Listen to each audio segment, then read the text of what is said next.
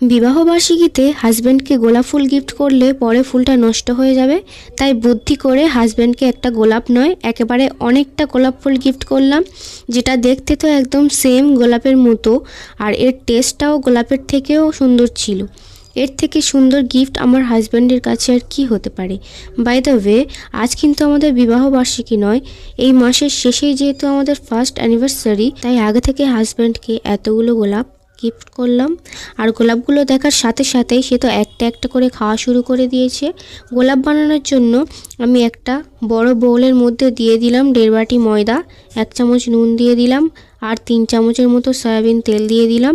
তারপর হাত দিয়ে নুন আর তেলটাকে ময়দার সঙ্গে ভালো করে মাখিয়ে নেব, যাতে হাত দিয়ে মুঠো করলে ভেঙে না যায়, ঠিক এই রকম। তারপর হালকা কুসুম গরম পানি দিয়ে একটা সফট ডো রেডি করে নেব।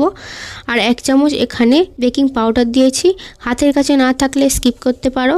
এবার এই ডোটাকে 10 মিনিটের জন্য ঢেকে রাখবো। 10 মিনিট পর ডোটা আরও একটু সফট হয়ে যাবে, হাত দিয়ে আরও একটু মুথে নেব। এরপর ছোট ছোট লেচি কেটে নেব। দেখি বুঝে নাও লেচিগুলোকে আমি কীরকম সাইজ করে কেটেছি। তারপর 2 হাত দিয়ে লেচিটাকে ঘুরিয়ে গোল করে নেব। এরপর যেখানে বেলা হবে সেখানে কিছুটা ময়দা ছড়িয়ে দিয়ে গোল করে একটা রুটি বেলে নেব। রুটিটা কিন্তু বেশি বড় হবে না, নর্মাল যেমন লুচি হয় ঠিক সেই রকম সাইজ হবে, দেখো ঠিক এইরকম। তারপর ডিজাইনটা বানানো দেখিয়ে দিই। একটা ছুরি নিয়ে রুটির মাঝখান থেকে কেটে 2 ভাগ করে নেব। আবার ওই রুটিটাকে কেটে 4 ভাগ করে নেব। দেখতে ঠিক ত্রিভুজের মতো হবে, দেখো ঠিক এরকম। খুবই ইজি, ভালোভাবে দেখলেই বুঝতে পারবে। তারপর একটা একটা করে একটা কোণের উপরে আরেকটা কোণ ঠিক এইভাবে রেখে দিচ্ছি। লক্ষ্য রাখতে হবে কোণগুলো যাতে সমান থাকে। তারপর কোণগুলো জুড়ে যাওয়ার জন্য আঙুল দিয়ে এভাবে চেপে দেব, যাতে একটার সাথে আরেকটা ভালোভাবে জুড়ে যায়। তারপর নিচের অংশ থেকে এভাবে সমান করে কেটে নেব। ওপরটা দেখতে একদম পিরামিডের মতো দেখাবে। তারপর হাত দিয়ে সামান্য পানি নিয়ে এভাবে লাগিয়ে দেব। এরপর এক কোণ থেকে এভাবে ফোল্ড করতে করতে সামনের দিকে যাব, তাহলে গোলাপের মাঝের অংশটা তৈরি হয়ে যাবে। আর আঙুল দিয়ে এভাবে একটু ছড়িয়ে দেব। কত কিউট দেখাচ্ছে, তাই না? তোমরাও বানাতে পারবে চেষ্টা করলে। তারপর হাতে সামান্য পানি নিয়ে এভাবে নিচের দিকে লাগিয়ে দেব। আর এই গোলাপটা নিয়ে ধারের দিকে বসিয়ে এভাবে ফোল্ড করে নেব, তাহলেই হয়ে যাবে। খুবই সহজ, এটা শুধু ফোল্ড করে দিলেই কিউট একটা গোলাপ তৈরি হয়ে যাবে। তারপর হাত দিয়ে সাইডের অংশগুলো ছাড়িয়ে দিলেই সুন্দর একটা গোলাপ ফুল তৈরি হয়ে যাবে। কতটা সুন্দর দেখাচ্ছে, খাওয়ার থেকে দেখতেই তো বেশি ভালো লাগছে। এতটা কিউট এটা। তোমাদের সুবিধার জন্য আমি আরও একটা বানিয়ে দেখিয়ে দিচ্ছি। লক্ষ্য করলেই বুঝতে পারবে এটা বানানো কতটা ইজি। শুধুমাত্র ফোল্ড করলেই তৈরি হয়ে যাবে। এরকম সহজ সহজ রেসিপি পেতে আমার চ্যানেলটি সাবস্ক্রাইব করে রাখো, যাতে পরবর্তী সহজ রেসিপিটা মিস করে না ফেলো। যদি ফেসবুক থেকে দেখে থাকো তাহলে আইডিটাকে ফলো করে দাও এইরকম সহজ সহজ রেসিপি দেখতে চাইলে। যারা আমার ভিডিওগুলোতে সুন্দর সুন্দর কমেন্ট করো তাদেরকে অনেক থ্যাংক ইউ এইভাবে আমার পাশে থাকার জন্য। আর হ্যাঁ, 31শে ডিসেম্বর উইশ করতে যেন একদম ভুলো না, কারণ 31শে ডিসেম্বর আমাদের বিয়ের 1 বছর পূরণ হতে চলেছে। আমাদের ফার্স্ট অ্যানিভার্সারি।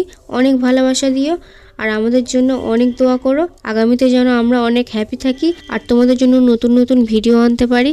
এটা শুধু আমার রান্নার চ্যানেল নয়, এখানে আমরা মাঝে মাঝে আমাদের সুন্দর সুন্দর ব্লগ ভিডিও শেয়ার করব তোমাদের সঙ্গে। রেসিপির সঙ্গে মাঝে মাঝে ব্লগও তোমরা দেখতে পাবে।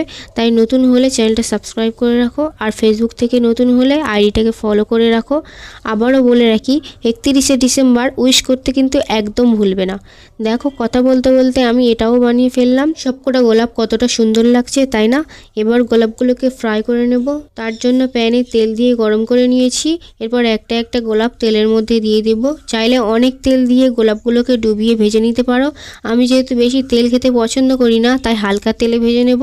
গ্যাসের ফ্লেম মিডিয়াম টু লো হিটে রেখে গোলাপগুলোকে উল্টে পাল্টে ভেজে নেব। এটা এমনি খেতে চাইলে একটু মুচমুচে করে ভেজে নেবে। আমি যেহেতু ভাজা হয়ে গেলে এর উপরে চিনির শিরা দিয়ে তারপর খাবো, তাই বেশি কড়া করে ভাজবো না। এই অবস্থায় সব গোলাপগুলোকে তেল ঝরিয়ে তুলে নেব। এটা এই রকম অবস্থায় তোমরা এয়ারটাইট কন্টেনারে রেখে 1 সপ্তাহ পর্যন্ত রেখে খেতে পারবে।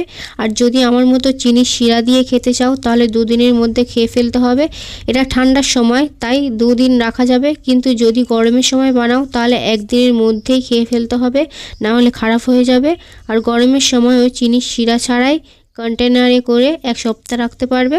তো আজকের এই গোলাপের স্ন্যাক্সটা তোমাদের কাছে কেমন লেগেছে অবশ্যই কমেন্টে জানিও, আর বন্ধুদের সঙ্গে শেয়ার করতে একদমই ভুলবে না। তো এরকম সহজ সহজ রেসিপি পেতে আমার চ্যানেলটি সাবস্ক্রাইব করে রাখো, যাতে পরবর্তী ভিডিওর আপডেট সবার আগে তোমার কাছে পৌঁছায়। আমার ফেসবুক আইডিটাকে সবাই ফলো করে দাও। ফেসবুক আইডির লিঙ্ক এই ভিডিওর ডিসক্রিপশন বক্সে দেওয়া আছে।